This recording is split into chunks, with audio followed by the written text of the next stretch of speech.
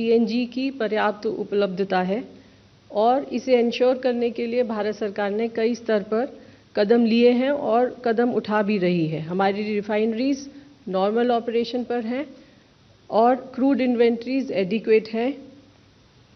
कुछ retail outlets पर normal operation है, परंतु कुछ रिटेल आउटलेट्स पर पैनिक बाइंग भी ऑब्जर्व की जा रही है। इस संबंध में मैं ये बताना चाहूँगी देशवासियों को कि पेट्रोल और डीजल हमारे पास पर्याप्त मात्रा में उपलब्ध है।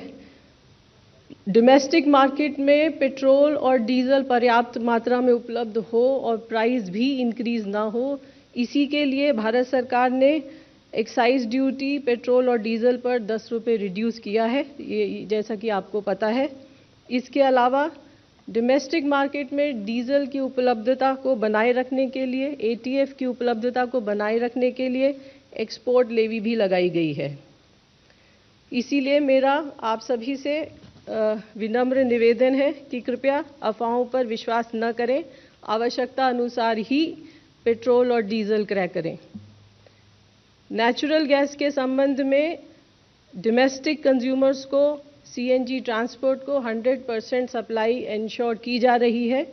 ग्रिड पर जो भी इंडस्ट्रीज़ हैं उनको भी 80% सप्लाईज इंश्योर की जा रही हैं। भारत सरकार ने पिछले कुछ दिनों में कई इम्पॉर्टेंट स्टेप्स लिए हैं। इन स्टेप्स के अंतर्गत राज्य सरकारों को पीएनजी नेटवर्क के एक्सपेंशन के लिए लिखा गया है। इसके अलावा सेंट्रल मिनिस्ट्रीज़ को भी लिखा गया है। इसी क्रम में मैं आपको बताना चाहूँगी कि कई मंत्रालयों ने भी पीएनजी नेटवर्क को एक्सपेंशन को सपोर्ट करने के लिए कई ऑर्डर जारी किए हैं। जैसे कि डीपीआईआईटी पैसो ने सारी एप्लीकेशंस को डिस्पोजल को एक्सपेडाइट करने के लिए ऑर्डर जारी किया है। मॉर्थ ने भी इसी तरह का एक ऑर्डर जारी किया है।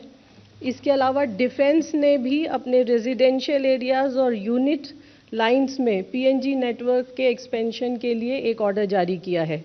भारत सरकार ने भी 24 मार्च को एक गजट नोटिफिकेशन के द्वारा लास्ट माइल कनेक्टिविटी को एक्सपेडाइट करने के लिए कुछ आदेश जारी किए हैं। एलपीजी के संबंध में किसी डिस्ट्रीब्यूटर पर कोई ड्राई आउट नहीं है, सफिशिएंट सप्लाईज हैं और इंश्योर की जा रही हैं। मैं आपको बताना चाहूँगी कि कल लगभग 95% बुकिंग्स ऑनलाइन थी, लगभग 82% डिलीवरी ऑथेंटिकेशन कोड के द्वारा की गई हैं। पिछले 2 दिनों में लगभग 1 करोड़ 4 लाख बुकिंग हुई, जिसके अगेंस्ट 92 लाख सिलेंडर भी डिलीवर हुए।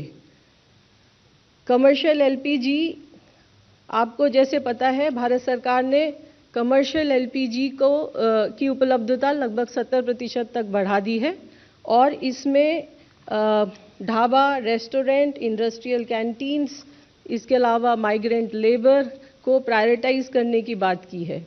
मैं आपको बताना चाहूँगी कि लगभग पिछले 1 हफ्ते में इस ऑर्डर के इशू होने के बाद से लगभग 2,60,000 5 किलो के एफटीएल सिलेंडर बेचे गए हैं और ये जो माइग्रेंट लेबर उज्ज्वला स्कीम के अंतर्गत कवर है उसके अतिरिक्त है। इसके अलावा कमर्शियल एलपीजी भी लगभग 41,000 टन अपलिफ्ट किया गया है। केरोसिन के संबंध में जैसा आप जानते हैं कि क्वार्टरली एलोकेशन के ऊपर लगभग 48,000 केएल एडिशनल केरोसिन स्टेट्स को और यूनियन टेरिटरीज को एलोकेट किया गया है। इस संबंध में 29 तारीख को एक गजट नोटिफिकेशन भी किया गया है। ये खासकर उन स्टेट्स के लिए है जो अपने आप को केरोसिन फ्री डिक्लेयर कर चुके हैं। वहाँ पर अगर केरोसिन की ज़रूरत हो तो कैसे वो दिया जाएगा, ये गजट नोटिफिकेशन इसी के संबंध में है। अब भी कुछ कंप्लेंट्स आ रही हैं, जैसे कि दाम, जैसे ब्लैक मार्केटिंग की या होर्डिंग की, तो उस संबंध में मैं ये दोबारा से रिट्रेट करना चाहूँगी कि स्टेट गवर्नमेंट्स और यूनियन टेरिटरीज़ की एक बहुत अहम भूमिका है इन सारी माल प्रैक्टिसेस को कंट्रोल करने के लिए। और इनफैक्ट हमने स्टेट से रिक्वेस्ट भी किया है कि आप कंट्रोल रूम सेटअप करें, डेली ब्रीफिंग करें। लगभग सभी स्टेट्स ने कंट्रोल रूम सेटअप कर लिए हैं और लगभग 16 स्टेट्स हैं जो प्रेस ब्रीफ भी रिलीज कर रहे हैं, जैसे आंध्र प्रदेश, बिहार, गुजरात, हिमाचल प्रदेश, जम्मू कश्मीर, मध्य प्रदेश, महाराष्ट्र, मेघालय, नागालैंड, उड़ीसा, राजस्थान, तेलंगाना, उत्तर प्रदेश, उत्तराखंड, तमिलनाडु और अरुणाचल प्रदेश।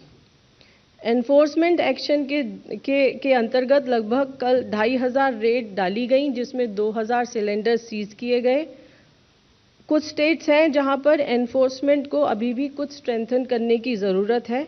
इसके अलावा हमारी ऑयल मार्केटिंग कंपनी के ऑफिसर्स ने भी सरप्राइज इंस्पेक्शन किए हैं और लगभग अभी तक 500 शो कॉज नोटिस भी दिए जा चुके हैं। अंत में आप सभी के माध्यम से मैं ये कहना चाहूँगी कि हमारे पास पर्याप्त ईंधन मौजूद है और इसकी सप्लाई को इंश्योर करने के लिए भारत सरकार के द्वारा हर स्तर पर प्रयत्न किया जा रहा है। इसलिए मेरी सभी देशवासियों से प्रार्थना है कि कृपया अफवाहों पर विश्वास न करें और अपनी ज़रूरत के अनुसार ही ईंधन को खरीदें। धन्यवाद।